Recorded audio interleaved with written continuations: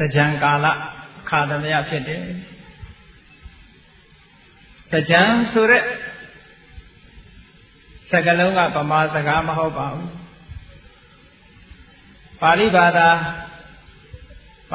ne Sanwe needed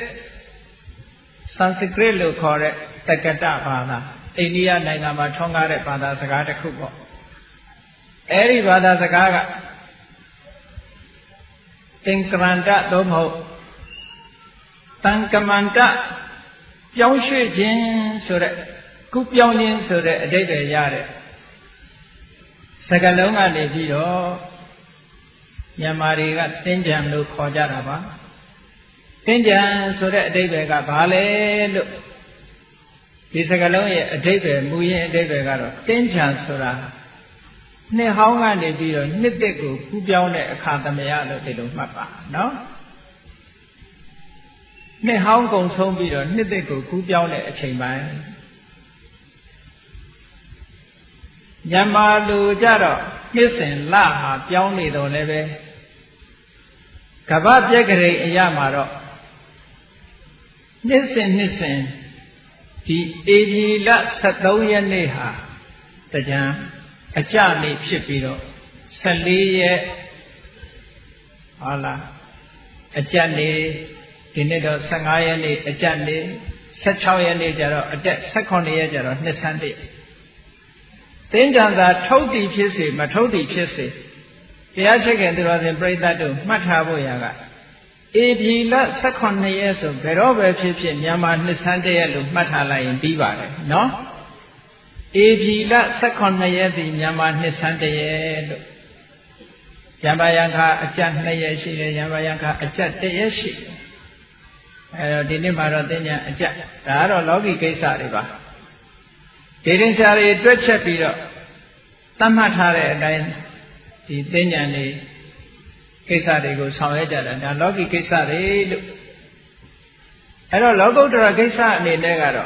The Achagan was in Bradado. Tantoya Chausen Agunit, he goes so beat up. Tantoya Chausen and Chakuni, Yaudome, to Sureka. Go Piani Santepo Lorabo. And it long to something I told in Agunit, and it long I took I will locate the lady. The other man at Yanjima solution. Kudo ne Agudo do Baria Pumia the lay Sura, sunset cheetah. Logi see why loaded Buguriha. Mimi a seapoa, which away in fact Konjaze. Soyomu so that they go to a bit of cheated account. The other love, Koya Tama, ye chin in it, but the beer, Lurai, did in it. Chausan Agonema, Do Kuduri, Kapu Miake the la, Domo, Aguduri never chain gong the la, so that they will be a bit of Nalontan sending who you be come. Majagan Yashi Larome. How the house had Chauko Nit Ugo. Kudo Gamu Chuja. Dogama Chuja on New Mupo, no? The Jani net dancing and beat up. Lungeri the Bawa or Pioja Pajaba. Lungerai no Mahobu. The Diaware Male Lungeri the Romania Bar, no? Tamaradi look correct, Diane Piomwe. Diane Piomwe, Piomwe Muharo, accounts on me, Nyanjans on me. The Chagas are in a Piolushi, Haro. Senator Kariga, Shendrepiro Larade, the Alon Diva. Chagas are in a Piome solution. Now, Soma, the Jani Begazabi Piore. Tadamia, the Enga sheet of Miva down, same chapsia. Vare Boguria leve, oh, but daughters had Chikamima, Shimala, Miva Miaga, so in Toka Shija. Piore Bare Boguria leve, Tawara Pionia, Hoku. A Jamate and Quimada Kama, say Soja, Yamchicha, so that new lady, Shita Lady. Oh, Deyawe Labiro, Deyana Rajaro. Miga de Gale Sika, တရားဝဲမှာတရားနာအသိဉာဏ်တွေကလည်းတိုးငြိမ်ငြိမ်စိတ်စိတ်အေးအေးချမ်းချမ်းနဲ့ဉာဏ်ဖြစ်မှလည်းမပူရဘူးနော်မတော်တဆထိခိုက်မှဆိုရဲ accident ဆိုတာမျိုးလည်းမပူရဘူးအေးချမ်းချမ်းနဲ့တရားဓမ္မနာယူရတယ်အခုပိဿုပန်ဘဝတည်းမှာပဲဓမ္မနဲ့ပတ်သက်တဲ့ချမ်းသာဒုက္ခဟာလူရဲ့စိတ်ကိုထာဝရအေးမြစေတယ်ဆိုတာဒါသက်သေသာရကတစ်ခုပါဒါကြောင့်မို့လို့65ခုနှစ်ကနေပြီးတော့66ခုနှစ်ကူးပြောင်းနေတဲ့အချိန်ကာလလေးမှာ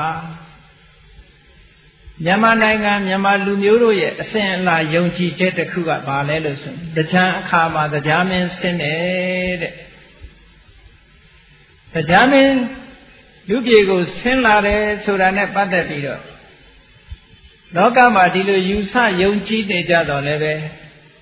ဘုရားမြတ်စွာဟောကြားတော်မူခဲ့တဲ့ပိဋကတ်3သွယ်နိကေ9ပြဓမ္မခန္ဓာပေါင်း84,000ထိုဓမ္မခန္ဓာပေါင်း84,000ကိုဖွင့်ဆိုတဲ့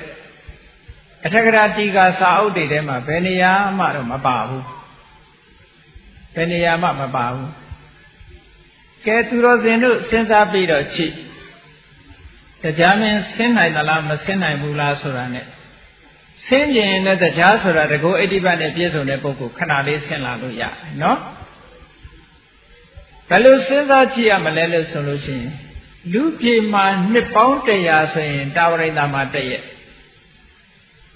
မနစ်ကတရားမင်းဆင်းဟိုရောက်လို့မှမကြသေးဘူးပြန်ဆင်းရမယ်ဆိုရင်အနေထားမဖြစ်ပေဘူးလားလူပြေမှာအနှစ်100မှတာဝရိန္ဒာမှာ1ရက်ရှိသေးတယ်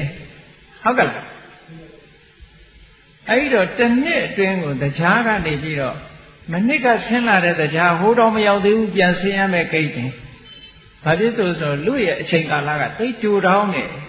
တာဝရိန္ဒာနတ်ပြည်မှာအချိန်ကာလကသိရှည်လျားတယ်ဆိုတော့တရားမင်းကြီးဘယ်လိုလုပ်ပြီးတော့နတ်ပြည်မှာနေနိုင်မလို့တစ်မိနစ်တစ်ခါလူပြည်ဆင်းနေတယ်လို့ဖြစ်မနေပေဘူးလားအဲ့ဒါလို့ယုတ်တိနဲ့ကြည့်မယ်ဆိုလို့ရှိရင်တရားမင်းဆင်းတယ်ဆိုတာလက်ခံဖို့တော်တော်ခက်ပါတယ်နော်သို့တော်လည်းပဲဘုန်းကြီးတို့စာရှိတာလေးကိုဒီနေ့ပြောပြအင်္ဂုတ္တရနိကေ900ထဲမှာအင်္ဂုတ္တရနိကေဆိုတာရှိတယ်အဲ့ဒီအင်္ဂုတ္တရနိကေထဲမှာသာတုမဟာရာဇသုတ်တံဆိုသုတ်တံတစ်ခုရှိတယ်အဲ့ဒီသာတုမဟာရာဇသုတ်တံကလူလောကမှာလူတွေရဲ့အခြေအနေကိုစုံစမ်းထောက်လှမ်းတဲ့အကြောင်းအရာတွေကိုဖော်ပြထားတဲ့သုတ်တံတရားနဲ့မပတ်သက်ဘူးနော်တရားနဲ့မပတ်သက်ဘဲနဲ့လူလောကကိုနတ်တွေကစုံစမ်းထောက်လှမ်းတယ်ဘာဖြစ်လို့စုံစမ်းထောက်လှမ်းတာတော့ဆိုရင်သူတို့နတ်ပြည်ရဲ့ကြီးပွားတိုးတက်မှုအပေါ်မှာမျှော်လင့်ချက်နဲ့စုံစမ်းထောက်လှမ်းကြတာပေါ့အဲ့ဒီသုတ်တံမှာဆိုထားတာကလာဇန်းရှိရဲ့လာဆုပ်ရှိရဲ့ဥပုပ်နေ့တွေမှာတဲ့သတုမာရနတ်မင်းကြီး၄ပါးရဲ့အချမ်းရံပရိသတ်ထဲကတာဝန်ကျတဲ့ပုဂ္ဂိုလ်ကလူပြည်လူလောကထဲမှာသွားရောက်ပြီးတော့လာရောက်ပြီးတော့လူတွေရဲ့အခြေအနေကိုစုံစမ်းထောက်လှမ်းပါတယ်တဲ့အဲ့ဒါသူတို့စုံစမ်းထောက်လှမ်းတာဘာတွေထောက်လှမ်းလို့ဆိုရင်ကိစီခောဘဟုမနုဿာမနုသေတုမတ္တေယပိတ္တေယသာမင်ညာဗျမင်ညာဥပောသထံဥပဝတ္တန္တိပฏิစာကရွန်တိပုံညာတိကရွန်တိသူတို့ထောက်လှမ်းတဲ့အချက်ကလေးကကောင်းတဲ့အချက်ဖြစ်တယ်နော်လောကမှာလူတွေရှိတဲ့ထဲလူအများစုဟာတဲ့မေတ္တေယမာတုဟိတာမေတ္တေယမိဘကိုလှုပ်ကြွေးရလားအမေကိုယိုသေးလေးစားမှုရှိရလားလူတော်တော်များများဟာကိုယ့်ရဲ့အမေကိုလေးစားကြရလားလှုပ်ကြွေးကြရလားဂရုစိုက်ကြရလားဆိုတာဒီတစ်ချက်ကိုထောက်လှမ်းတယ်နော်နောက်တစ်ခုကပစ်တေးရဖခင်ကိုရောရိုးရိုးသေးသေးလေးလေးစားစားနဲ့လှုပ်ကြွေးသမှုပြုကြရလားနှစ်ခုပေါင်းလိုက်တော့မေတ္တေမတ္တေယပစ်တေယအမေနဲ့အဖေကိုမိဘနှစ်ပါးကိုပြုစုဆောင်းရှောက်ကြရလားလှုပ်ကြွေးကြရလားလေးစားကြရလားဒီအချက်ကို နတ်တွေကလာပြီးတော့ထောက်လှမ်းပါတယ်ထောက်လှမ်းတယ်ဆိုတော့ဟုတ်ဝေကြီးကဆင်းလာတာမဟုတ်ဘူးလူပြည်လူလောကမှာအလုံးသိကြတဲ့အတိုင်းခိုးဆောင်နှတ်ဆိုတာရှိတယ်အိမ်ဆောင်နှတ်ဆိုတာရှိတယ်ကျောင်းဆောင်နှတ်ဆိုတာရှိတယ်ရက်ွက်ဆောင်နှတ်ရုပ်ကစိုးဘုံမစိုးဆိုတာတွေရှိတယ်သူတို့ချင်းချင်းမေးလိုက်ရင်သိတယ်ဟေးဒီရက်ွက်ဆိုလို့ချင်းအေးမြဝတီရက်ွက်ထဲကဟေးအမေဖေးလှုပ်ကြွေးနေတဲ့သားသမီးများဘယ်နှယောက်ရှိတယ်မေးလိုက်မှာဟုတ်ကဲ့အေးမြဝတီရက်ွက်မှာရှိတဲ့လူတွေတဲကမိဘနှစ်ပါးကိုလှုပ်ကြွေးပြုစုပေါ်ရတဲ့အမေဖေကိုပြန်ပြီးတော့မပြောဘူးအမေစကားအဖေစကားနားထောင်နေမိဘနှစ်ပါးကိုဂရုစိုက်တဲ့သားသမီးတွေဘယ်နှယောက်ရှိမိသားစုဘယ်နှဦးရှိသလဲဆိုတာစုံစမ်းနောက်တစ်ခုကသာမင်ညာဗျာမင်ညာသာသနာတော်မှာသာသနာတာဝန်ထမ်းဆောင်နေတဲ့ယဟန်တွေဗျာမင်ညာမြတ်သောအကျင့်ကိုကျင့်ပြီးတော့သူတော်စင်ဖြစ်နေတဲ့ယဟန္တာပုဂ္ဂိုလ်သာသနာဝန်ထမ်းရှင်ယဟန်မွန်မြတ်တဲ့သူတော်စင်တွေအပေါ်မှာကောင်းတဲ့ပုဂ္ဂိုလ်တွေဒီရက်ွက်ထဲဒီမြို့ထဲမှာဘယ်နှယောက်ရှိသလဲဒါကိုစုံစမ်းထောက်လှမ်းပါလေနောက်တစ်ခုကဥပောသထံဥပဝတ္တတိဥပုပ်နေ့တွေများဥပုပ်ဆောင်ကြရလားဥပုပ်ဆောင်တဲ့လူများများရလားဆိုတာကိုထောက်လှမ်းတယ်ပฏิစာကရွန်တိဥပုပ်ဆောင်တယ်ဆိုတဲ့အခါမှာတချို့ကြတော့အကျိုးလေးအပိုလေးနဲ့ပိုဆောင်ဆိုတော့ဥပုပ်နေ့ကိုဥပုပ်ဆောင်တဲ့ပုဂ္ဂိုလ်ဟာအဖိတ်နေ့ကဂျိုးပြီးတော့ဥပုပ်ဆောင်ဥပုပ်ထွက်တဲ့ရက်လည်းဂျိုးပြီးတော့ဆောင်အဲ့ဒီတော့၈ရက်ဥပုပ်ဆိုလို့ရှိရင်9ရက်နေ့ကဥပုပ်ဆောင်တယ်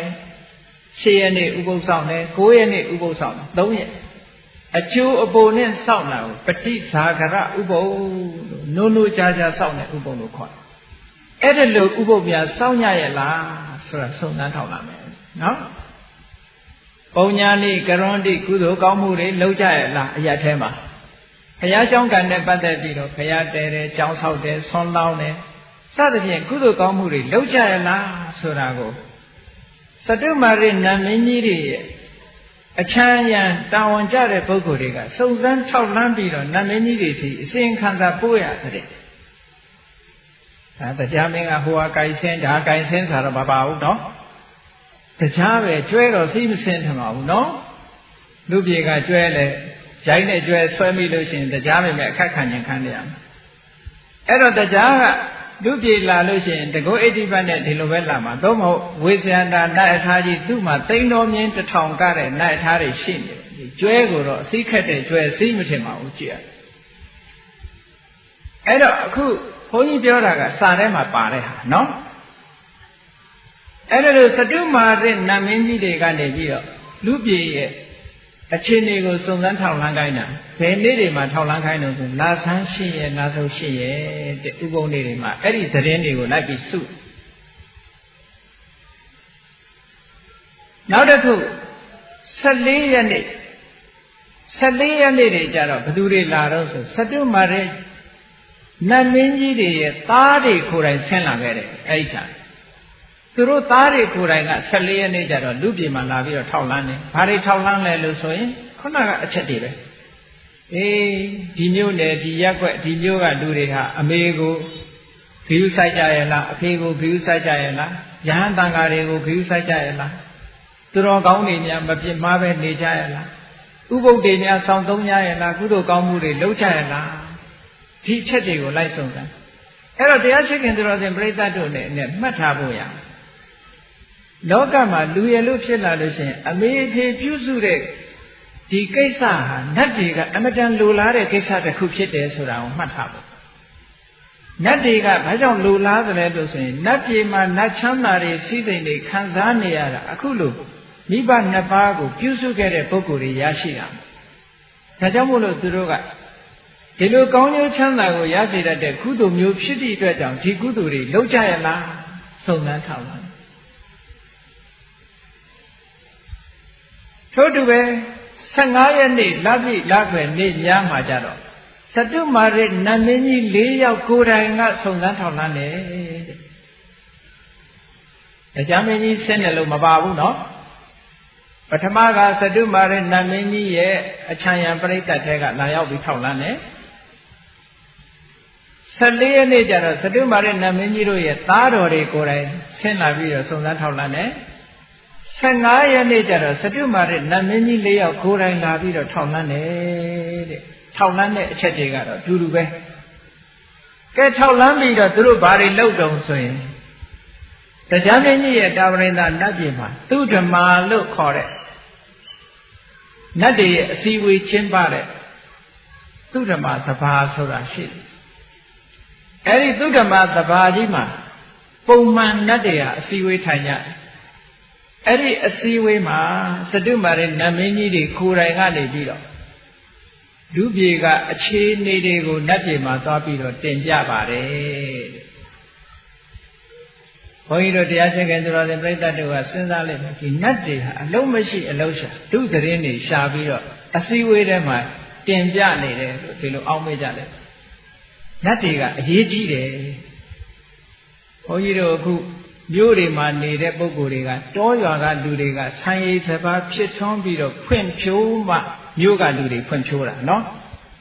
တောကလူတွေမှာဆံရည်စပါးတွေမရဘူးတဲ့တောကလူတွေကဆင်းရဲကြတယ်တဲ့ဆိုရင်မြို့ကလူတွေလည်းပဲအယောင်းဝယ်တွေထိုင်းကုန်တာပဲဟုတ်တယ်မဟုတ်တောမဖွင့်ဖြိုးရင်မြို့မဖွင့်ဖြိုးသလိုပဲတောကိုမြည်နေရအခုတရားချက်ကင်သူတော်စင်ပြိဿတ်တို့နေ့စဉ်စားနေတဲ့စကားတွေဟာအေးမြဝတီရက်ွက်ထဲစိုက်တာမဟုတ်ဘူးဘယ်ကလာတောရွာတွေကလာနော်စားနေကြတဲ့ပဲတွေဟင်းသီးဟင်းရွက်တွေဘယ်ကလာတောကလာကလေးတွေကတော့ပြောမယ်မဟုတ်မိုးစာဆေးသွားဝယ်တယ်လို့ပြောမိုးစာဆေးတဲ့ဘယ်ကရောက်တောရွာတွေကရောက်ဟုတ်ကဲ့အဲ့ဒါကြောင့်မို့လို့တောတွေဖွင့်ဖြိုးတဲ့အခါမှာမြို့တွေရွာတွေဟာဖွင့်ဖြိုးတယ်မြို့တွေပြည်တွေကဖွင့်ဖြိုးတယ်ထို့တူပဲလူပြည်ကလူတွေကုသိုလ်ကောင်းမှုလုံးမှနတ်ပြည်မှာသာယာဝပြောတယ်တဲ့နတ်တစ်တွေဒိုးလာအဲ့ဒီကြမှာအလို့မို့ဆိုရင်နတ်ပြည်ကလူဦးရေရော့နတ်ဦးရေတွေရော့ပြီးတော့၆ခက်ဖြစ်သွားလူတွေကအကျင့်မကောင်းဘူးတရားပဲရက်ွယ်ပြုပြီးတော့အပျော်ပါးတွေဒီနေသေတဲ့အခါဘယ်ရောက်တော့အပယ်လေးပုံရောက်ကုန်ကြတယ်ဘယ်သွားပြီးတော့ဥယျာဉ်တွေတိုးနေတော့ဆိုငရဲမှာသွားတိုး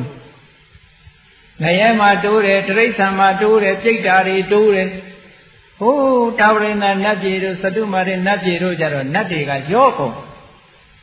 နတ်တွေကရော့ကုန်တဲ့အခါကျတော့တချို့နတ်ဗိမာန်တွေမှာနေမဲ့လူမရှိဘူးဟုတ်ကဲ့သေရီတကနတ်ဗိမာန်တို့ဘာလို့ဆိုဘူးမှမရှိလို့မြတ်စွာဘုရားလက်ထက်တော်ခါကာလသမယတုန်းကရှင်ဆရာတော်ကြီးဒီမထေမြတ်တပါးဂဝံပတိဆိုရှင်ဂဝံပတိဆိုတဲ့မထေမြတ်ဟာအဲ့ဒီသေရီတကဗိမာန်ထဲမှာပိုင်ရှင်မရှိတဲ့ဗိမာန်ကြီးထဲမှာသွားပြီးတော့သတင်းသုံးနေတယ်လို့ဒီလိုဆိုတော့တချို့နတ်ဗိမာန်တွေမှာနေမဲ့လူမရှိတော့6ခက်ဘာဖြစ်လို့လူပြေကနောက်ထပ်မလာဘူးလူပြေကအကျင့်မကောင်းကြဘူးအမေဖေတွေကိုဂရုမစိုက်ကြဘူးယဟန်တန်ဃာတွေကိုဂရုမစိုက်ကြဘူးမလေးစားကြဘူးအမျိုးတွေကဆွေကြီးမျိုးကြီးဦးလေးဦးကြီးကြီးတော်တော်စားဆိုတဲ့ကိုယ်ဆွေတဲ့မျိုးတွေကကြီးတဲ့ပုဂ္ဂိုလ်တွေကိုမလေးစားကြဘူးဥပုသ်ရင်တွေလည်းပဲစောင့်တဲ့ပုဂ္ဂိုလ်နဲသွားတယ်ကုသိုလ်ကောင်းမှုလုပ်တဲ့ပုဂ္ဂိုလ်တွေလည်းနဲသွားတယ်ဆိုလို့ရှိရင်နတ်ပြည်အယောက်နဲလာတဲ့အခါကျတော့နတ်ဗိမာန်တွေကတကားပိတ်ထား6ကက်ကဖြစ်ကုန်တယ်အဲ့ဒါလို့6ကက်ကဖြစ်နေမှကြောက်လို့နတ်တွေကနေပြီးတော့စုံစမ်းထောက်လန်းနေကြတာတဲ့သူတော်ဘာနတ်တွေအစည်းအဝေးမှာအစီရင်ခံစာတက်လာတဲ့အခါကျတော့လူပြည်မှာကုသိုလ်ကောင်းမှုလုပ်တွေပေါ်တယ်လုပ်တဲ့လူတွေပေါ်တယ်ဒီဘနှစ်ပါးကိုယူသည်လေးစားတဲ့ပုဂ္ဂိုလ်တွေပေါ်တယ်ယဟန်တန်ဃာတွေကိုယူသည်လေးစားတဲ့ပုဂ္ဂိုလ်တွေပေါ်တယ်ဆွေတဲ့မျိုးတွေကလူကြီးမိဘတွေကိုယူသည်လေးစားတဲ့ပုဂ္ဂိုလ်တွေပေါ်တယ်ကုသိုလ်ကောင်းမှုပြုတဲ့ပုဂ္ဂိုလ်တွေပေါ်တယ်သတင်းသီလစောင့်ဖို့လဲလူတွေဟာမမေ့ကြဘူးလို့ဒီလိုများသတင်းကြားလို့ရှိရင်နတ်တွေကအစည်းအဝေးထဲမှာဩတောင်းလဲဩဘာပေးလိုက်ကြတာတဲ့ဘယ်လိုပြောကြတော့ဆိုဒိဗ္ဗဝတ္တဘောကာယပရိပုရိတန္တိပရိဟာယိတန္တိအတုရကာယဘောဥချင်းတို့ဒိဗ္ဗကာယနတ်ပြည်နတ်ရွာတို့သည်ပရိပုရိတန္တိ ဥယေတူကားပြီး၍လာကြတော့မှာပါဟောဒုနတ်ပြေတော့နတ်တွေပြေတော့မှာပဲစီစီကားကားကြီးရှိတော့မှာပဲငရဲရွာတို့အပယ်လေးပုံတို့တော့6ကတ်သွားတော့မှာပဲဆိုပြီးတော့တောင်းလဲနဲ့ပျော်ကြတယ်အဲ့ဒါလို့မှမဟုတ်ဘူးလူပြေကတက်လာတဲ့အစီရင်ခံစာကိုကြည့်လိုက်လို့ရှင်လူတရားမှဥပုသ်ဆောင်တဲ့လူက10ယောက်တောင်မပြည့်ဘူးဆိုရင်နတ်တွေကိုအစည်းအဝေးကြီးတစ်ခုလုံးငြိမ်းချသွားပါပြီနော်ဒုနတ်ပြေတော့6ကတ်ကဖြစ်တော့မှာပါပဲအဲ့ဒါလို့တဲ့စတုမာတဲ့တုတ်ပြရတာဟုတ်ကဲ့လားအဲ့တော့နတ်တွေရဲ့စီးပွားချမ်းသာတိုးတက်မှုနတ်ပြည်နော်လောကရဲ့စီပင်မှုဆိုတာလူပြည်ပေါ်မှာတည်နေတယ်တဲ့နတ်ပြည်ရောက်နေတဲ့နတ်သားနတ်သမီးတွေဟာလူပြည်ရဲ့တန်ဖိုးကိုလူတွေတဲ့သိကြတယ်ဘုန်းကြီးတို့လူပြည်မှာနေတဲ့လူတွေကနတ်ဒီလူပြည်ရဲ့တန်ဖိုးကိုမသိတယ်လို့ဖြစ်ဘာဖြစ်လို့မသိတယ်လဲနတ်ပြည်မှာရောက်ပြီးတော့နတ်ချမ်းသာခံစားနေရတဲ့ပုဂ္ဂိုလ်တွေဟာလူပြည်တုန်းကဘယ်လိုကုသိုလ်ကောင်းမှုတွေလုပ်ခဲ့တယ်ဆိုတာသူတို့ကသိလို့ဒီလိုကုသိုလ်ကောင်းမှုလုပ်ခွင့်ဆိုတာလူပြည်မှာသာရှိတယ်နတ်ပြည်မှာမရှိဘူးဒါကြောင့်မို့လို့ကုသိုလ်ကောင်းမှုလုပ်လို့ရတဲ့လူပြည်ရဲ့တန်ဖိုးကိုနတ်တွေကအမတန်မှသိကြတယ်အခုမြန်မာနိုင်ငံမှာဟုတ်လားနိုင်ငံခြားထွက်ပြီးစီးပွားရှာကြတဲ့လူတွေလို့ပေါ့ဂျပန်ပြည်သွားစီးပွားရှာမယ်တဲ့အမေရိကန်သွားစီးပွားရှာမယ်တခြားနိုင်ငံတွေသွားစီးပွားရှာနိုင်ငံခြားထွက်စီးပွားရှာတဲ့အခါကျပြန်လာလို့ရှိရင်စီးပွားဥစ္စာတွေတိုးတယ်လို့တိုးတယ်လို့လည်းတိုးတော့ပေါ့လေအဲ့ဒါကလို့တိုးတက်လာတာတွေကိုကြည့်ပြီးတော့နိုင်ငံခြားသွားပြီးစီးပွားရှာရတဲ့တန်ဖိုးကောင်းတယ်လို့လူအများစုကယူဆတယ်ဒါဥပမာတစ်ခုအနေနဲ့ပြောတာနော်နတ်တွေကလည်းပဲလူပြေကိုလာပြီးတော့စီးပွားရှာရလို့ကုသိုလ်စီးပွားကုသိုလ်ကောင်းမှုတွေများများပြုသွားရတဲ့နတ်တွေနတ်ပြည်နာလောကမှာအဆင့်တန်းမြင့်မြင့်နဲ့နေကြရတယ်ဒါကြောင့်မို့လို့လူပြေရဲ့အခြေအနေထားကိုနတ်တွေကပို့ပြီးတော့သိပါတယ်ဒါဝရိန္ဒနတ်တွေနဲ့လူတွေနဲ့ဟာနတ်ပြေကနတ်တွေနဲ့လူတွေနဲ့ဟာပါလွန်တဲ့အချက်တွေတလှည့်စီရှိကြတယ်လို့ပြော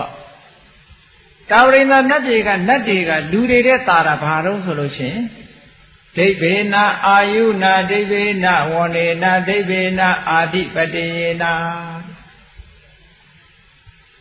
ဒိဗ္ဗေနအာယုနာသူတို့ကဘာတာတုံးဆိုလို့ရှိရင်တာဝရိန္ဒနတ်တွေကလူတွေတဲ့တာတဲ့အချက်ကတော့အမတန်ရှိလျားရတဲ့နတ်တဲ့အသက်ရှည်ကြမှုဟာဒါခေါဏတော်ကပြောခဲ့တယ်လို့ပဲလူပြေမှာအနှစ်တရာဆိုရင်တာဝရိန္ဒနတ်ပြေမှာတရက်ပဲရှိသေးတယ်အဲ့ဒီနီးနဲ့တွက်လိုက်မယ်ဆိုရင်တာဝရိန္ဒနတ်တွေဟာအနှစ်1000အသက်ရှည်တဲ့ပုဂ္ဂိုလ်အဲ့တော့လူပြေအနှစ်နဲ့ဆိုရင်တန်းချီပြီးတော့ကြာတာပေါ့ဒါကြောင့်မို့လို့လူပြေရဲ့အသက်နဲ့စာလိုက်လို့ရှိရင်တာဝရိန္ဒနတ်ပြည်ရဲ့အသက်ကပိုးပြီးတော့ရှည်တယ်တဲ့အဲ့ဒါနဂတနောက်တစ်ခုကဒိဗ္ဗေနဝဏ္ဏေနနတ်တွေရဲ့အဆင်းဆိုတာလူတွေရဲ့အဆင်းနဲ့စာလိုက်မယ်ဆိုရင်သိပ်กว่าတယ်နတ်ဆိုတာအမတန်ချောအမတန်လှအမတန်ချောအမတန်လှသူတို့ခန္ဓာကိုယ်ကလည်းတောက်ပြောင်ပြောင်အမြဲတမ်းရှိအမတန်ချက်တည်ရှိတဲ့ရုပ်မျိုးလူအစင်းနဲ့မတူဘူးတဲ့လူပြေကလူတွေကဖီးနိုင်လိမ့်နိုင်ဟုတ်လားနတ်သားတွေချဲနိုင်လွန်းလို့လူတွေဟာအနံ့ကလေးကောင်းနေတယ်လို့ရှိဒါလူချင်းသာနေလို့ရတာဝရိန္ဒနတ်ပြေကနတ်တွေကယူဇနာတယူဇနာလောက်ကနေပြီးတော့လူနတ်ရလို့တဲ့လူပြေမလာကြဘူးတဲ့နော်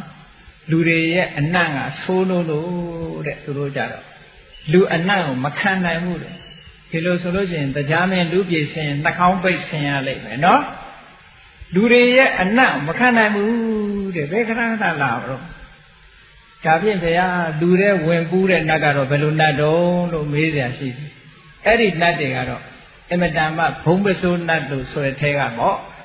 စိတ်ဓာမျိုးတွေကစတုမာတဲ့အောက်တန်းကျတဲ့နတ်တွေကသာလူကိုပူးမှာပါဟုတ်ကဲ့ ဟိုအထက်တန်းကြတဲ့အထက်ကနတ်တွေကတော့ဘလို့မှလူပူးဖို့နေသားသားဟိုတယူဇနာလောက်ကတည်းကအနှံ့ရပြီးတော့နှာခေါင်းပိတ်နေရတာဘယ်ဝင်ပူးပါအဲ့တော့နတ်တွေဆိုတာကအဆင်းအယောင်အားဖြင့်လဲလူတဲ့အမတန်မှလှပချောမောတယ်အာဓိပတိယအစိုးရပိုင်ဆိုင်မှုဆိုတာလည်းပဲနတ်တွေကသိပြီးတော့ထက်မြက်လူတွေပိုင်ဆိုင်မှုတဲ့သူတို့ပိုင်ဆိုင်မှုကြီးစိုးမှုကပိုပြီးတော့အဆင့်သာတယ်တဲ့အဲ့ဒါကနတ်တွေကလူတွေတဲ့သာတဲ့အချက်သုံးခုဒါချင်းလူတွေကရောနတ်တွေတဲ့သာတာမရှိဘူးလားလို့ဆိုရှိတယ်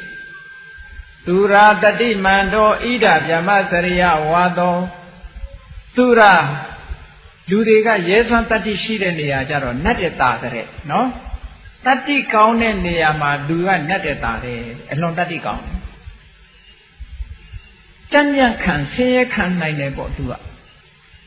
ကြောင့်မလို့သူရာရဲစွမ်းတတ္တိရှိတယ်နောက်တစ်ခုကတတိမန္တောလူတွေကတတိကောင်းတယ်တဲ့နတ်တွေတဲ့တောင်လူကတတိကောင်းဆိုပဲ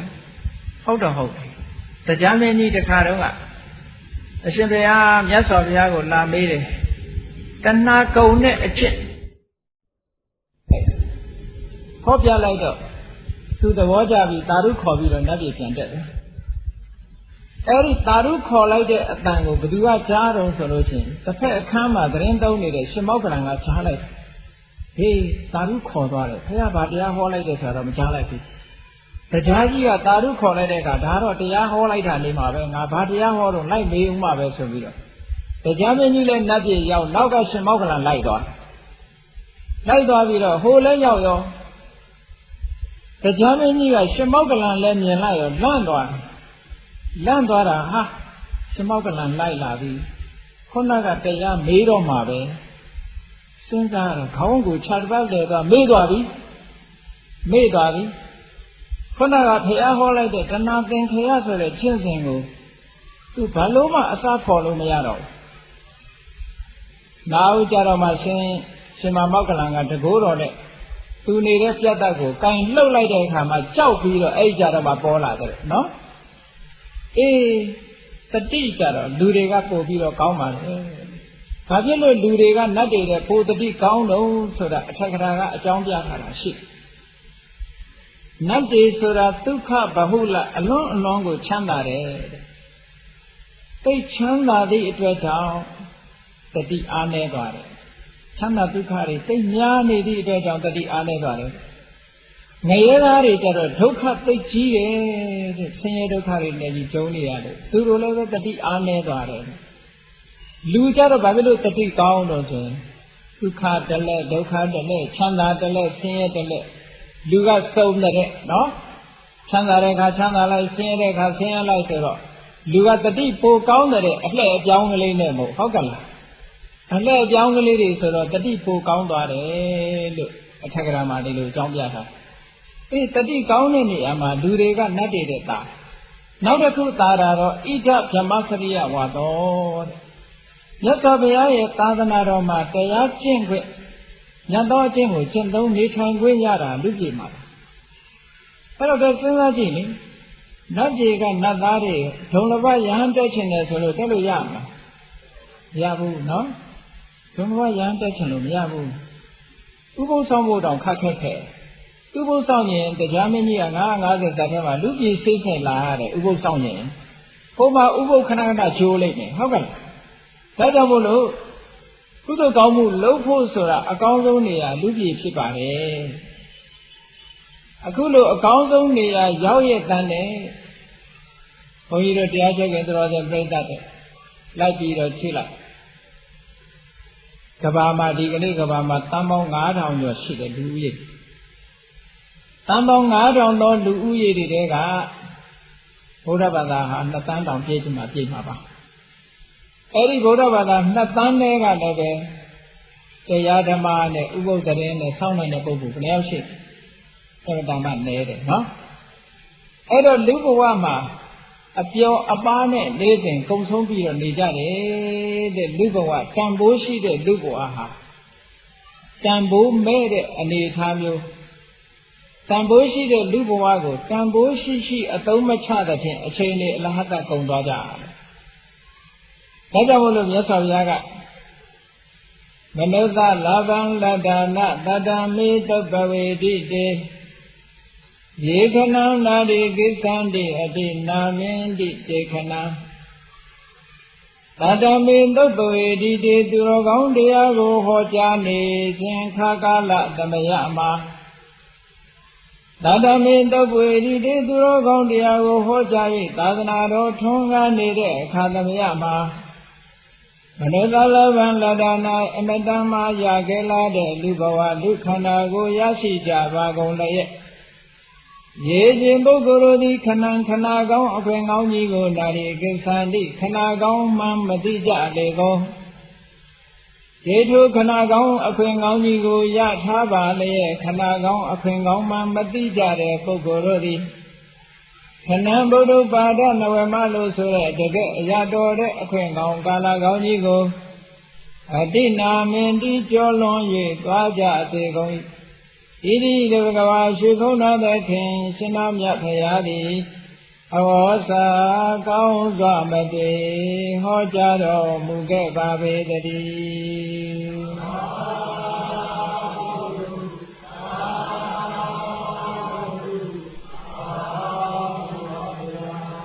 ကဲလိုက်ပြီးတော့ကြည့်လိုက်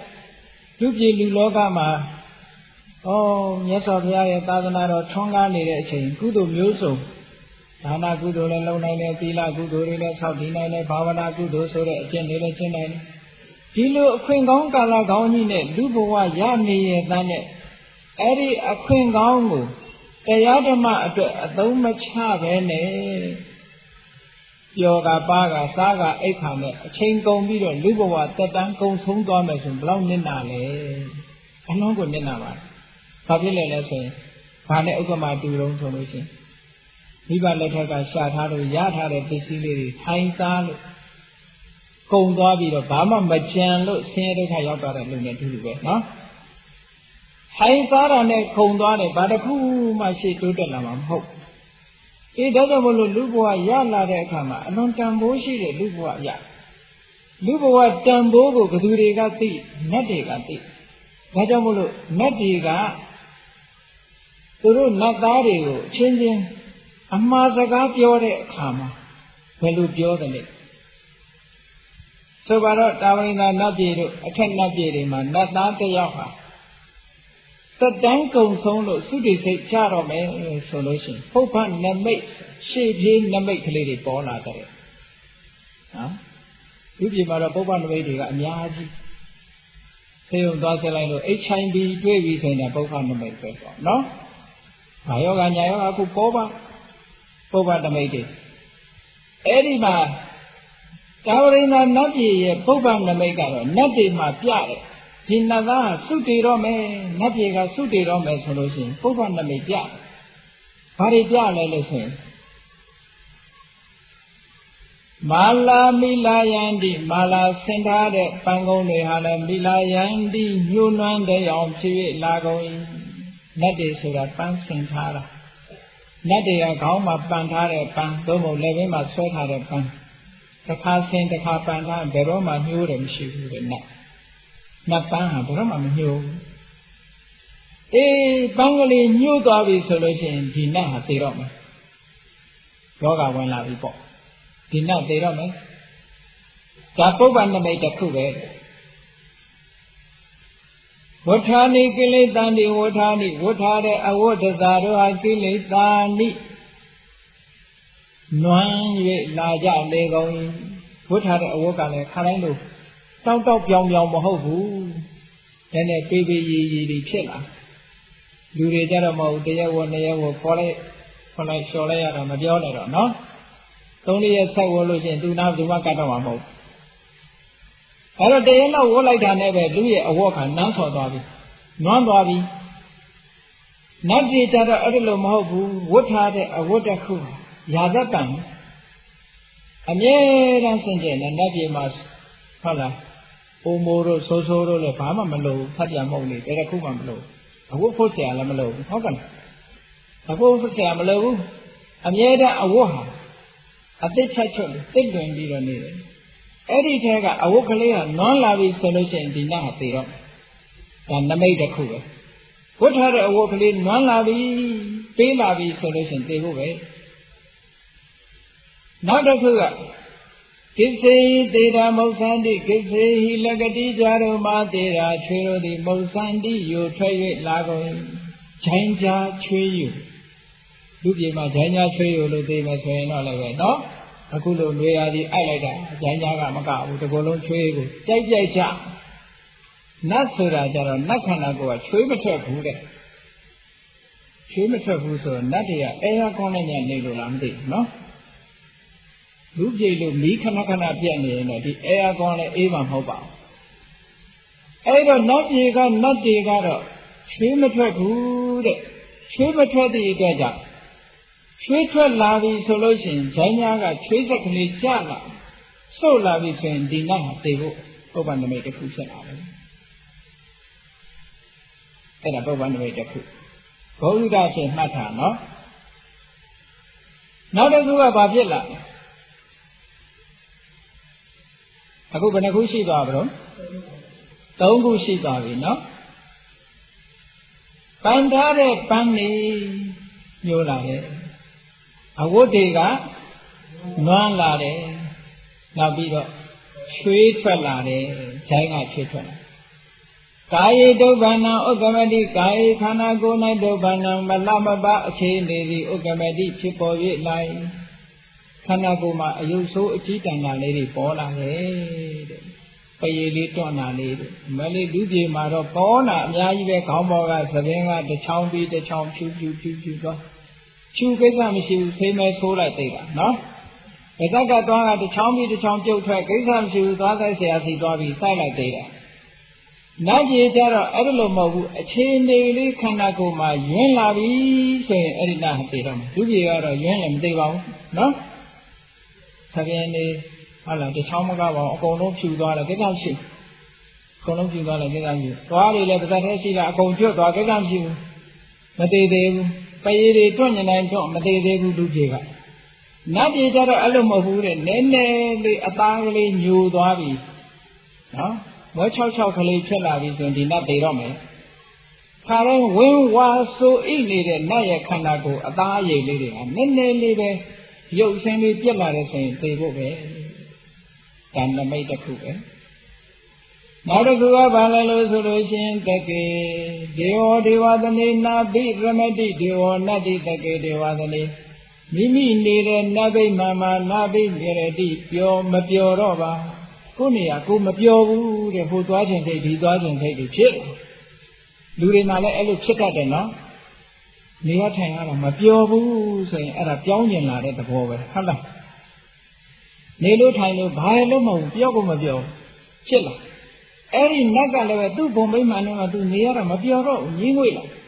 အဲ့ဒီနတ်ဟာတည်တော့မယ်အဲ့ဒါနတ်တွေကပုဗ္ဗနမိတ်ပြလာအဲ့လိုပုဗ္ဗနမိတ်ပြလာတယ်ဆိုလို့ရှိရင်သူတို့ကလည်းသိကြတယ်နတ်တွေသိတော့မယ်ဒီနတ်ကသိတော့မယ်ဒါကတကိုးကြီးတဲ့နတ်တွေမှပြတာတဲ့သိပြီးတကိုးမကြီးတဲ့နတ်ကြတော့ရုပ်ခနဲ့သိသွားတာရုပ်ခနဲ့သိသွားတာကမီးငိမ့်သွားတယ်လို့ပဲဖျောင်းနိုင်မီးကလေးဟုတ်ခနဲ့ငိမ့်သွားတယ်လို့နတ်ခန္ဓာကိုယ်ဟုတ်ခနဲ့ပျောက်သွားအဲ့တော့နတ်အတုဝချဆိုတာမရှိဘူးပေါ့ဗျာကောင်းတော့ပေါ့ဒီတကြိုစရာလည်းမလိုဘူးအတုဝရင်ငားစရာလည်းမလိုဘူးနော်ငါကြတော့သေသွားရင်ကြောက်သွားရောမီးငိမ့်သွားတယ်လို့ပဲဟုတ်ခနဲ့ပျောက်သွားတာပြီးတာသေသွားပြီတကိုးကြည့်တဲ့နတ်တွေမှာအဲ့ဒီလိုအခြေအနေပြလာတဲ့အခါကျတော့သူ့ရဲ့ပတ်ဝန်းကျင်တွေကဝိုင်းပြီးတော့အားပေးစကားအမှားစကားပြောကြတယ်သေတော့မှဆိုဘေးကလည်းသိလာတော့အမှားစကားပြောကြတယ်ဤတော်ဘောသူကတိကိစ္စသူကတိကံတော်သူလတ္တလာဘံလဘသူလတ္တလာဘံလဘိတဝသုပ္ပတိထီတော်ဘဝဟိနတ်တွေရဲ့အမှားစကားလေးသုံးခုနော်ဘောချင်နတဤတော်ဤနတ်ပြေမသူကတိသူကတိဘုံတို့ကိစ္စသွားပါလေသေမှာကြောက်မနေနဲ့ကွာတဲ့ဒီဘွားကသေသွားသူကတိဘုံသာသွားတဲ့ဘယ်မှမသွားနဲ့ဒါစကားတစ်ခေါင်းတယ်သူတို့မှားလိုက်တာဟုတ်တယ်ဘောချင်နတဤတော်ဤနတ်ပြေမသူကတိသူကတိဘုံတို့ကိစ္စသွားပါလေ ဒီကတိသူကတိဘုံတို့ခန္ဓာဝါသွားပြီးတဲ့အခါမှာသူလတ္တလာဗံအလွန်တရာရတော်လာတဲ့လတ်လဘကိုလဘရအောင်ယူပါလေအကောင်းဆုံးလတ်လဘကြီးကိုမင်းရအောင်ယူလိုက်ပါတဲ့အဲ့ဒီရောက်သွားရင်သူလတ္တလာဗံလဘိတဝါအကောင်းဆုံးလတ်လဘကိုရအောင်ယူပြီးတဲ့နောက်မှာသောပတိတိတောဘဝဟိခိုင်နိုင်မြဲမြဲရပ်တည်နိုင်အောင်ကြိုးစားပါလေဟောနတ်ပြေကမှားလိုက်တဲ့အမှားစကား၃ခုတေဂဏိနတ်သားတယောက်ကိုနတ်တွေကဝိုင်းပြီးတော့မှားလိုက်ကြတာသူဂတိဘုံကိုရောက်သွားလိုက်ပါဒါတခွန်းနော်သူဂတိဘုံကိုသွားပြီးတဲ့နောက်မှာအကောင်းဆုံးသောလတ်လဘကိုရအောင်ယူလိုက်ပါအကောင်းဆုံးသောလတ်လဘကိုရပြီးတဲ့အခါမှာအခိုင်အမာဆုပ်ကိုင်ထားနိုင်အောင်ကြိုးစားပါအဲ့ဒီအချက်၃ချက်ဟာအရေးကြီးဆုံးပါပဲတဲ့နတ်တွေကဒီလိုမှားလိုက်နော်အဲ့လိုမြတ်စွာဘုရားကယဟန်တန်ဃာတွေကိုနတ်တွေကအခြေအနေကိုဒီလိုဟောပြအဲ့လိုဟောပြတဲ့အခါကျတော့တရားနာပရိသတ်တွေကဘုန်းကြီးတို့တရားနာပရိသတ်တွေရောကဲမေးခွန်းလေးမေးတင်စိတ်ပေါ်မလာဘူးလားသူကတိဘုံဆိုဘာပြောတာတော့အကောင်းဆုံးလတ်လဘဆိုတာရောဘာပြောတာတော့ခိုင်ခိုင်မာမာရက်ပြီးပါဆိုတာကရောဘာပြောတာတော့မေးတင်စိတ်မပေါ်ဘူးလားအေးမြတ်စွာဘုရားကနတ်သားတွေကအခုလို့နတ်ပြည်ကအမှားစကားပြောကြားနေတာနဲ့ပတ်သက်ပြီးတော့ယဟန်တွေကိုရှင်းပြနေတဲ့အခါမှာတရားနာပရိသတ်ထဲကယဟန်တစ်ပါးကမေးလိုက်ဂန္ဒီရှိဘုန်းတော်သခင်ရှင်တော်မြတ်ဖေဟာသူဂတိဂမနသင်္ခါတံနတ်ပြည်သို့သွားတယ်ဆိုတာအကိနုဘယ်ဟာပါလဲဖေဟာနတ်ပြည်သွားတယ်ဆိုတာဘာလဲဘယ်လိုဟာကိုပြောတာသူဂတိကမနာသင်္ဃတံသူဂတိဘုံကိုသွားတယ်ဆိုတာဂိဏုအဘယ်သို့ပါနည်းသူဂတိဘုံသွားတယ်ဆိုတာဘာလဲတရားသူလတ္တလဘံကောင်းဆုံးလလဘကိုရခြင်းဆိုတာဂိမ့်ပါဏအဘယ်ပါလဲဖယားသောပတိဋ္ဌိတသင်္ဃတံကောင်းစွာယတ္တိခြင်းဆိုတာလည်းပဲဂိမ့်ပါဏအဘယ်ပါလဲဖယားဒီအချက်၃ချက်တပည့်တော်တို့နားမရှင်းပါဘူးလို့တရားနာပရိသတ်ထဲကယဟန်တစ်ပါးကမေးတော့မနောဇတံခောဘိက္ခုသူလတ္တမနောဇတံခောဘိက္ခုသူဂတိကမနသင်္ခါတံဘိက္ခုจิตာယံမနောဇတံလူဘဝမနောဇတံလူဘဝကိုသူဂတိကမနသင်္ခါတံတပြေသူဂတိဘုံသို့သွားရောက်ခြင်းဟူ၍ဆိုအပ်ပါပေ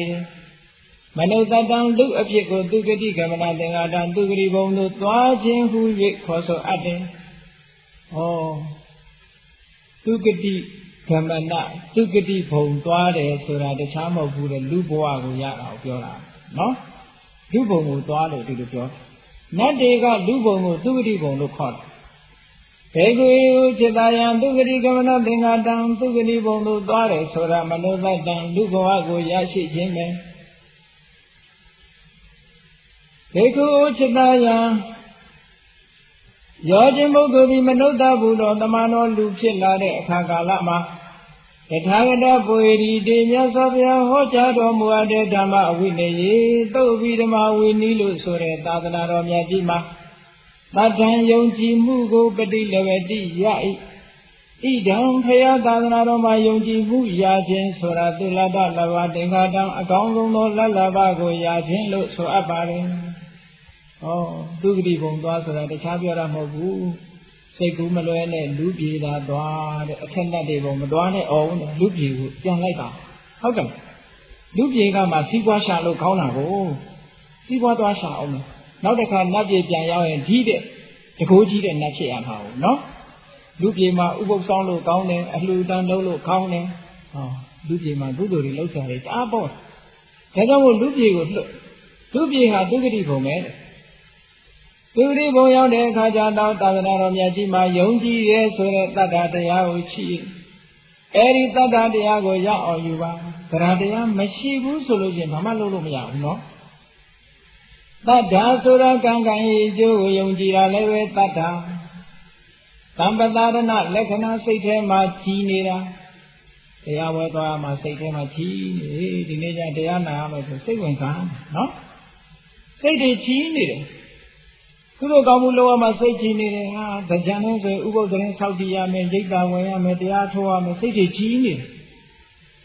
တတ္တတရားဖြစ်လာလို့ရှိရင်လူရဲ့စိတ်ဟာကြီးနေစိတ်မကြည်လို့ရှိရင်လူဟာကုသိုလ်ကောင်းမှုမလုပ်နိုင်ဘူးကိုယ့်အကိုစဉ်းစားကြည့်တစ်ခါတည်းရန်စိတ်မကြည်မလင်ဖြစ်နေလို့ရှိရင်ကုသိုလ်မလုပ်နိုင်ဘူးနော်အဲ့တော့စိတ်မကြည်ဘူးဆိုတာဘာတွေကိုပြောမလဲကာမဂုဏ်အာယုန်တွေထဲမှာပြောခြင်းနဲ့ပါခြင်းနဲ့စိတ်တွေများနေလို့ရှိရင်စိတ်မကြည်ဘူးပြောခြင်းနေတာနော်ပြောတယ်ဆိုတာဘာလဲမျက်စိကအာယုန်အသိဆန်းတွေကိုကြည့်ပြီးပါတာကြည့်ပြီးတော့ပြောတာနားတွေကလည်းစူးစူးညံ့ညံ့သချင်းတန်လေးတွေနားထောင်ပြီးတော့ပြောတာနှာခေါင်းကမွေးကြိုင်းတဲ့အနံလေးတွေကိုနမ်းရှူပြီးတော့ပြောတာလျှာလည်းကောင်းလို့ရမြက်မြက်ကလေးတွေစားတော့ပြီးတော့ပြောတာခန္ဓာကိုယ်ကလည်းအထီးတွေ့လေးတွေနဲ့ပြောတာဒါကိုကာမခုဏကာမခုဏကာမဒုက္ခလို့ခေါ်တယ်နော်အဲဒီကာမချမ်းသာတွေပေါ်မှာစိတ်ဆန္ဒတွေပြင်းနေတာကိုကာမိဆန္ဒလို့ခေါ်တယ်အဲဒီကာမဂုဏ်တွေကိုလိုလားခြင်းနေတဲ့ပြောခြင်းပါခြင်းနဲ့စိတ်ဆန္ဒတွေများနေမယ်ဆိုလို့ရှိရင်ကာမိဆန္ဒဆိုတာနိဝရဏကုသိုလ်တရားတွေမဖြစ်အောင်ဆုတ်ပိတ်ပလိုက်ပြီကုသိုလ်တရားတွေမဝင်နိုင်တော့ block ဖြစ်သွားတယ်ဟုတ်ကဲ့ကုသိုလ်တရားတွေစိတ်ထဲမှာမပေါ်လာတော့ပြောခြင်းပါခြင်းနေတဲ့ပုဂ္ဂိုလ်တရားဥပုသ်ဆောင်ပါမလားဆောင်မှုဟုတ်ကဲ့အပျော်ပါးတွေကိုမျက်ကွယ်ပြုမှဥပုသ်ဆောင်နိုင်လားအေးဒီကနေ့ညရေသမင်လျှောက်ကြည့်အောင်မယ်ဆိုတရားဝဲလာနိုင်ပါ့မလားအေးကာမိဆန္ဒလို့ဆိုတဲ့ပြောခြင်းပါခြင်းနဲ့ဆန္ဒတွေကိုချိုးနှိမ်ပြီးမှတရားဝဲလာလို့ရတာနော်အေးဒါကြောင့်မလို့ချိုးနှိမ်လိုက်နိုင်တာဟာတတ္တတရားရဲ့စွမ်းအားတစ်ခုပါဟုတ်ကဲ့နိဝရဏတရားတွေကိုဖယ်ရှားပြနိုင်တာတတ္တတရားကဖယ်ရှားပြနိုင်တယ်နောက်တစ်ခုနိဝရဏလူတွေကအလိုကြလို့ရှင်ပြုံးတယ်အလိုမကြဘူးဆိုလို့ရှင်မတည်မနာဖြစ်တယ်အဲ့ဒါကိုဗျာပါဒလို့ခေါ်တယ်နော်အာယုံပေါ်မှာမိမိကြိုက်နေတဲ့အခါမှာကာမိဆန္ဒမကြိုက်နေတဲ့လို့အလိုမကြဘူးမုန်းတယ်ဆိုလို့ရှင်ဗျာပါဒကြိုက်မကြိုက်နှစ်ခုထွက်မလာဘူးလားအေးမကြိုက်ဘူးဆိုတဲ့စိတ်အလိုမကြစိတ်တိုးနေတဲ့ပုဂ္ဂိုလ်တရားဟာလည်းတရားပွဲလည်းမလာနိုင်ဘူးကုသိုလ်ကောင်းမှုလည်းမလုပ်နိုင်ဘူးစိတ်အလိုမကြဖြစ်နေနော်ထို့တူပဲချိနာမိတ်တာကုသိုလ်ကောင်းမှုမှစိတ်အားတွေကျနေတယ်ကုသိုလ်ကောင်းမှုလုံးဝမှစိတ်မဝင်စားဘူးစိတ်မပါဘူးစိတ်တွေတွန့်ဆုတ်နေတယ်ချိနာမိတ်တာလို့ခေါ်တယ်နော်အိတ်ချင်မိုင်ဝဲမှချိနာမိတ်တာမဟုတ်ဘူးကုသိုလ်စိတ်တွေကနောက်ဆုတ်နေတယ်ကုသိုလ်လုံးဝမှတွန့်ဆုတ်နေတယ်ဆိုတာချိနာမိတ်တာဖြစ်တာဩဒိစ္စကုက္ကုစာစိတ်တွေကလေးနေတယ်နောင်တပူပန်မှုတွေကလွှမ်းနေတယ်ဟောကုသိုလ်မလုံးနိုင်ဝိသိကိစ္စဒါတွေလုံးနေရောအကျိုးရှိရလားဟောသံတရားတွေဝင်နေတဲ့ဝိသိကိစ္စအဲ့ဒါတွေကိုအလုံးနိဝရဏလို့ခေါ်တယ်ဘာကြောင့်နိဝရဏကုသိုလ်စိတ်တွေမဖြစ်အောင်ဆုတ်ပိတ်တယ်လို့နိဝရဏလို့ခေါ်တာနော်အဲ့ဒီတရားတွေကဆုတ်ပိတ်ထားပြီဆိုလို့ချင်းဘယ်သူမှကုသိုလ်စိတ်မရနိုင်ဘူးဒါကြောင့်မို့လို့တတ္တတရားတွေပေါ်လာတဲ့အခါမှာအဲ့ဒီနိဝရဏတွေကိုဖယ်ရှားပြနိုင်တယ်စัจ जा မင်းရဲ့ဗရမ ्या ယတနာကြီးဟာဘလောက်နောက်တဲ့ရေထဲပဲဖြစ်ဖြစ်ထဲလိုက်တာနဲ့တပြိုင်နက်ရေထဲကအနောက်တွေဟာတစ်ခါတည်းထိုင်ပြီးတော့ခြိသွားတယ်ဗရမ ्या ရဲ့ဆွမ်းအားနော်ရေနောက်မြူနီကိုခြိစေတတ်တဲ့စัจ जा မင်းရဲ့ဗရမ ्या ရဲ့အဲ့ဒီတတ္တတရားဟာလည်းပဲစัจ जा မင်းရဲ့ဗရမ ्या ယတနာနဲ့အလားတူတူတယ်တဲ့စိတ်ထဲကအနောက်အကြည့်နိဝရဏတွေကိုဖယ်ရှားပြနိုင်တယ်နော်တတ္တတရားတိယပိသဝနာဖြစ်ပေါ်၍လာသည်ရှိသောနိဝရဏတရားတို့ကိုဝိခံပေတိခွာချ၏ကိလေသာတို့ကိုတဏှိတိတာပေတိနစ်စေစိတ်တံစိတ်တိဝိပဿနာအထူးကြည်လင်သည်ဟောတိဖြစ်၏အနာဝိလနောက်ကျွမှုမရှိသည်ဟောတိဖြစ်၏တရားလေးဖြစ်လာပြီဆိုရင်စိတ်တွေကြီးလာတယ်ပသန်နေသောစိတ်ဒေနာချီလင်းနေသောစိတ်ဖြင့်ကုလပုဒ္ဓောမျိုးကောင်းသားမျိုးကောင်းသမီးဟာဒါနံဒေတိအလှပေးတယ်စိတ်ကြီးလာပြီဆိုမှကုသိုလ်ဖြစ်တာနော်ဒီလသီလကိုသမာဓိယတိဆောက်တည်တဲ့ဥပောဒရကမ္မဥပုသ်တဲ့တောင်းခြင်းမှုကိုကရောတိပြု၏ဘာဝနာတရားကိုအာရဝတိအားထုတ်၏ဟောတတ္တတရားလေးရဲ့တန်ဖိုးကဘလောက်ကောင်းတယ်တတ္တတရားမှမဖြစ်ရင်ဒါနကောင်းမှုလည်းမလုပ်ဘူးတဲ့သီလလည်းမဆောက်တည်နိုင်ဘူးဘာဝနာကမ္မထာနဲ့ပွားများအထောက်နိုင်မရှိဘူးဘယ်သူတွေနဲ့ဆုပ်ပိတ်ဒီဝရဏတွေနဲ့ဆုပ်ပိတ်နေတယ်ဟုတ်ကဲ့ Eri Nivarana Sura and Yen Naudu, Shin Chala Naina, Tata de Ave. Hedawolo Nadiga, a Yediti Mara.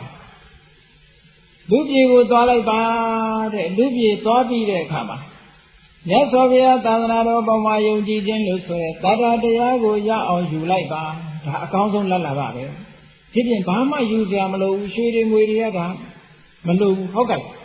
Pagalu, Tata de Ago. Tata de Ashi, Aloshi.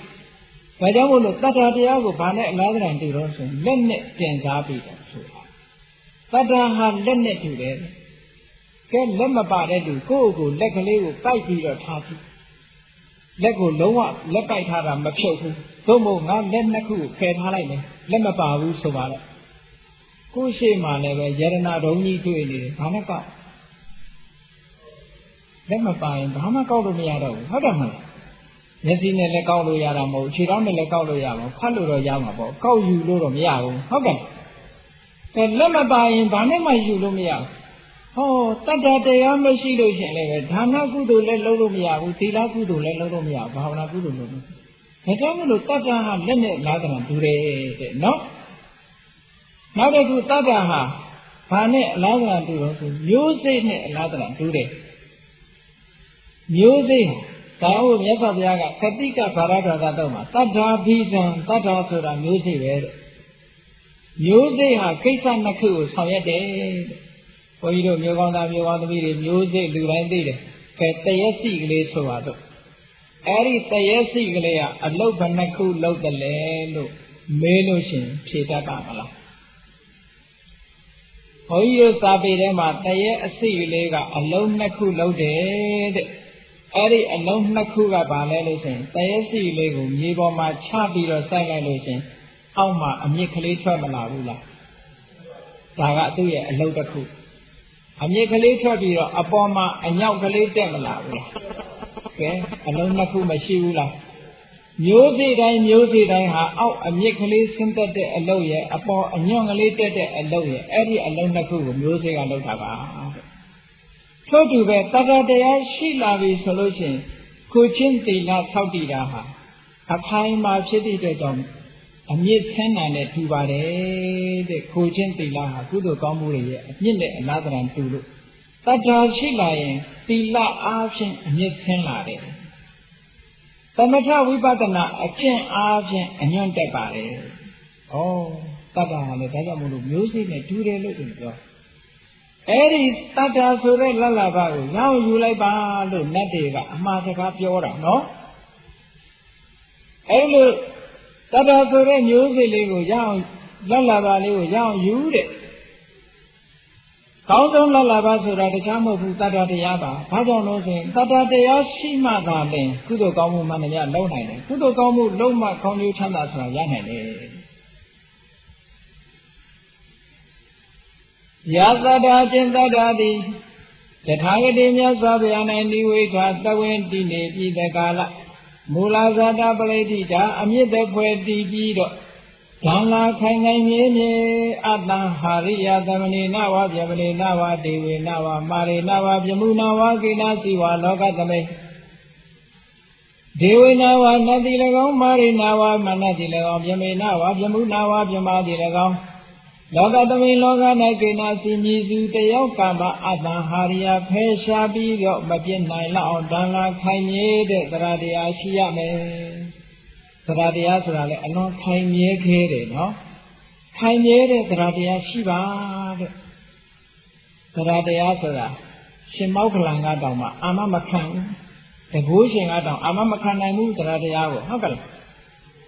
Jabuja Mola, Sinti Willi and Medo at Topawaka. Sinti Uligo, Keke and Pagaya. Emetama Penmansias or Sinti Uli Pagaya. Lalabama, Tinshado, Ebeya, Sinti Uli material. No? Two Medo, Dugo, Mufaya, along with Keke and Pag. Era Jamolo. Sinti Uli, a lonely Mufa la Bide Kama, Konya Didi, Payamushi the Tangari, something in it. Penny the Gata Uga, the Jubi of Penhara, she. Eddie the Gaga, but the Gata also, Simamokan in the Gata. Yes, Aviaga. Sinti Uligo, Uza Bede and in it. ကဲမောက်ကလန်တင့်ရဲ့တကာသွားပြီးတော့ရက်9ရက်လောက်ရွှေ့ပေးပါလို့သွားပြောဆိုတော့ရှင်မောက်ကလန်မထေရမြတ်အိမ်ကြွသွားပြီးတဲ့အခါကျသူတကာအကျိုးအကြောင်းပြောတာပေါ့ရှင်သေဝလိမဲတော်ဟာမသေးုံတမဲပဲခက်ဒီသားလေးကိုဖားရဒါကြောင့်မလို့အလွန်ပင်ပန်းနေလို့သူတို့ကောင်းမှုလှုပ်ချင်လို့9ရက်လောက်တော့အခွင့်ပေးပါရက်လေးထည့်ပေးပါပေါ့ရက်လေးထည့်ပေးပါဆိုတော့ဟိုတကာကလည်းတော်နဲ့ပေးချင်တာမဟုတ်ဘူးနော်မပေးချင်တော့သူကဈေးကြိုင်ဘယ်လိုကြိုင်လဲဆိုအရှင်ဘုရားတဲ့ဒီ9ရက်အတွင်းမှာတပည့်တော်ရဲ့အသက်ရဲ့တပည့်တော်ရဲ့ဥစ္စာရဲ့တပည့်တော်ရဲ့သရတရားရဲ့ဒီသုံးခုမပြတ်အောင်အရှင်ဘုရားဂရန်တီပေးနိုင်ပါမလားတဲ့ကဲအာမခံပေးရမယ်တဲ့ဟုတ်ကဲ့9ရက်အတွင်းတပည့်တော်မသေးပါဘူးဆိုရှင်အရှင်ဘုရားအာမခံရမယ်တဲ့ပစ္စည်းဥစ္စာတွေမပြတ်ပါဘူးဆိုတာအရှင်ဘုရားအာမခံရမယ်တဲ့သရတရားမပြတ်ပါဘူးဆိုတာလည်းအာမခံရမယ်အေးသရတရားပြတ်လွယ်တယ်ထင်တယ်ပါတယ်ဟုတ်ကဲ့အဲ့ဒါအာမခံရမယ်လို့ဆိုတော့ရှင်မောကလန်ကစဉ်းစားလိုက်တယ်ရှိလိုက်တော့အေးမင်း9ရက်နဲ့တော့မသေးသေးဘူးသေးချာမင်းအသက်လည်းငါအာမခံတယ်ကွာဥစ္စာလည်းအာမခံသရတရားတော့ငါအာမမခံနိုင်ဘူးတဲ့ဟုတ်ကဲ့သရတရားကတော့မင်းပါမင်းအာမခံမှာဖြစ်မယ်လို့ဆိုတော့အရှင်ဘုရားတဲ့အဲ့လိုဆိုရင်အရှင်ဘုရားတပည့်တော်အသက်နဲ့ဥစ္စာအာမခံရင်တပည့်တော်ခွင့်ပေးပါမယ်ဘုရား9ရက်နောက်ဆုတ်ပေးလိုက်အဲ့တော့သရတရားပြတ်လွယ်တယ်ဆိုတာအတိတ်ထားနော်ဒီတော့ကြောင့်လို့အခုလိုသရတရားရလာတဲ့အခါမှာထိုသရတရားပေါ်မှာအခိုင်အမာတည်အောင်ကြိုးစားရမယ်အဲ့ဒါဟာနတ်တွေကမှားလိုက်တဲ့အမှားစကားသုံးခုပဲနော်သူဂရိဘုံကိုသွားပါသူဂရိဘုံကိုသွားပြီးတဲ့ကာလအကောင်းဆုံးလလဘာကိုရအောင်ယူပါအကောင်းဆုံးလလဘာကိုယူပြီးတဲ့ကာလထိုအကောင်းဆုံးလလဘာပေါ်မှာအခိုင်အမာရပ်တည်နိုင်အောင်ကြိုးစားပါအဲလိုလူပြေလည်းရောက်မယ်တရားတရားလည်းရှိမယ်ခိုင်မြဲတဲ့တရားတရားပေါ်မှာအခြေခံမယ်ဆိုရင်အကုသိုလ်တွေကိုရှောင်ရှားပြီးတဲ့ကာလကုသိုလ်တွေကိုတိုးပွားအောင်ပြုလုပ်တဲ့ဖြင့်နတ်ပြည်ကိုခဏနဲ့တကိုးကြီးတဲ့